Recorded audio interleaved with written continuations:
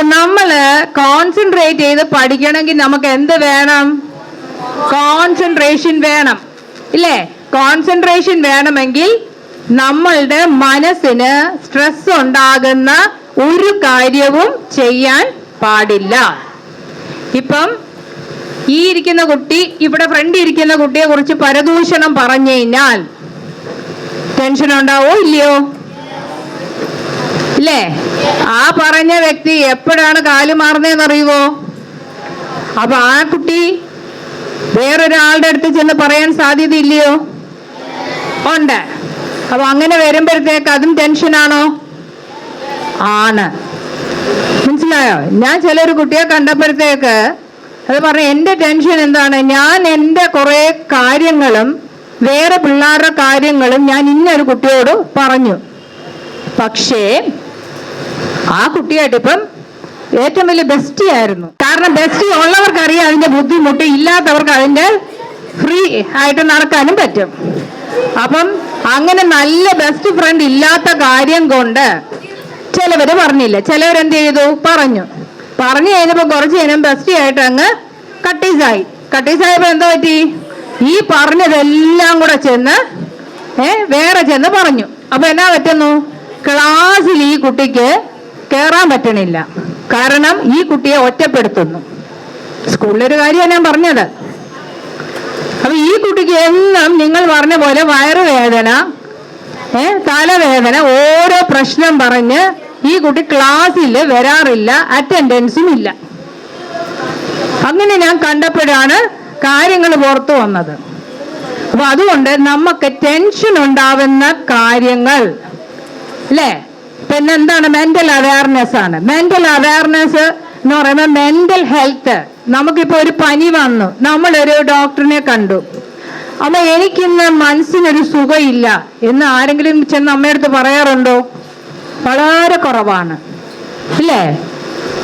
പക്ഷെ നമ്മളുടെ മാനസിക ആരോഗ്യം കറക്റ്റ് ആണെങ്കിൽ മാത്രമേ നമുക്കൊരു കാര്യം പ്രോപ്പറായിട്ട് ചെയ്യാനായിട്ട് പറ്റുള്ളൂ, ഇല്ലേ? അപ്പൊ ഫിസിക്കൽ ഹെൽത്ത് ഒരു ഉരുണ്ട് വീണു, നമുക്കതിൽ മരുന്ന് പുരട്ടാം, ഡോക്ടറിന്റെ അടുത്ത് പോയി ഇഞ്ചക്ഷൻ എടുക്കാം, അത് നമ്മൾ പോയി ചെയ്യുന്നു. പക്ഷേ അപ്പോഴും നമ്മളുടെ മനസ്സിൽ തുറന്നു പറയാൻ പറ്റാത്ത ഒരുപാട് കാര്യങ്ങൾ ഉള്ളിലുണ്ട്. അപ്പൊ അത് തുറന്നു പറയാൻ ഒന്നി അമ്മ നല്ലൊരു സുഹൃത്തായിരിക്കണം, അല്ലെങ്കിൽ നല്ലൊരു സുഹൃത്ത് ടീച്ചറിനെ കിട്ടണം. അപ്പൊ അങ്ങനെയാകുമ്പോൾ നിങ്ങളുടെ മനസ്സ് കുറെ ഫ്രീ ആകും. ഫ്രീ ആവാത്ത ഒരുപാട് കുട്ടികളുണ്ട്, ഒരുപാട് തെറ്റിലേക്ക് ചെന്ന് വീഴുന്നു. ഇപ്പൊ മീഡിയ ഇന്ന് ഡിജിറ്റൽ യുഗമാണ്. ആണോ അല്ലയോ? ഇന്നത്തെ വേൾഡ് ഹെൽത്തിന്റെ ഒരു parent mental health day, parent mental health ഡേയുടെ തീം എന്താണെന്നറിയാവോ? Screen smart parenting. Screen smart parenting. ഇന്ന് കൂടുതൽ പാരന്റ്സും എവിടെയാണ്? പുറത്തായിരിക്കും. കുട്ടികളുമായിട്ടുള്ള ഒരു അറ്റാച്ച്മെന്റ് കുറയുന്നു. ഫസ്റ്റ് നമ്മളുടെ മാനസിക ആരോഗ്യം എവിടെ നിന്നാണ് ബിൽഡപ്പ് ചെയ്യേണ്ടത്? എവിടെ നിന്നാണ്? പാരന്റ്സിൽ നിന്ന്. ഈ ജനിക്കുന്നതിന് മുമ്പേ സ്കൂളിൽ വന്നാ ഫ്രണ്ട്സുമായിട്ട്? പാരന്റ്സുമായിട്ടാണ്, അല്ലേ? അപ്പൊ പാരന്റ്സിന്റെ അവിടെ അച്ഛനും അമ്മയും തമ്മിൽ നല്ലൊരു ഐക്യത ഉണ്ടെങ്കിൽ ആ കുട്ടിക്കും നല്ലൊരു മെന്റൽ ഹെൽത്ത് ആയിരിക്കും. ആണോ? വീട്ടിലെന്നും അടിപിടി, അമ്മ ഒന്ന് പറയുന്നു, അച്ഛൻ രണ്ട് പറയുന്നു, കുട്ടി ഇങ്ങനെ നോക്കി നിൽക്കും, ഏത് സൈഡിൽ നിന്നാൽ എനിക്ക് ബെനിഫിറ്റ് ഉണ്ട്, ശരിയല്ലേ? അപ്പൊ ഇങ്ങനെ നോക്കും. അമ്മയുടെ സൈഡ് നിന്ന് കഴിഞ്ഞാൽ ഗുണമുണ്ടെങ്കിൽ അമ്മയുടെ സൈഡ് നിൽക്കും. അച്ഛന്റെ സൈഡാണ് ഗുണം ഉണ്ടെന്നുണ്ടെങ്കിൽ, പൈസ കിട്ടാൻ സാധ്യത ഉണ്ടെങ്കിൽ അവിടെ നിൽക്കും, അല്ലേ? ഓരോരുത്തർ ചിരിച്ച് അവരുടെ ഇങ്ങനെ തലയാട്ടുന്നു, നേരാന്നുള്ള അവർക്കറിയാം. പക്ഷേ നമ്മള് ചെറുപ്പത്തിലേ നല്ലൊരു മെന്റൽ ഹെൽത്ത് ഉള്ള ഒരു കുഞ്ഞായിട്ട് വളർന്നു വന്നു കഴിഞ്ഞാൽ നമ്മൾ വലുതാകുമ്പോഴും നമുക്കൊരു പ്രോപ്പർ ഡിസിഷൻ മേക്കിംഗ് എടുക്കാൻ പറ്റും.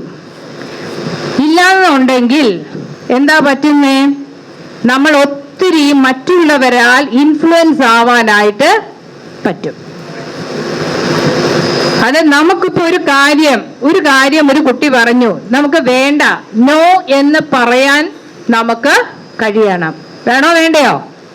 വേണം. പക്ഷെ നോ പറയണോ യെസ് പറയണോ? യെസ് പറഞ്ഞാൽ കൊള്ളാം, നോ പറഞ്ഞാൽ പിണങ്ങുമോ എന്നും ചിന്തിച്ച് ഫ്രണ്ട്ഷിപ്പ് നഷ്ടപ്പെടുമെന്ന് വിചാരിച്ച് ഒരുപാട് കുട്ടികൾ തെറ്റായ പാതയിൽ കൂടെ പോകുന്നുണ്ട്.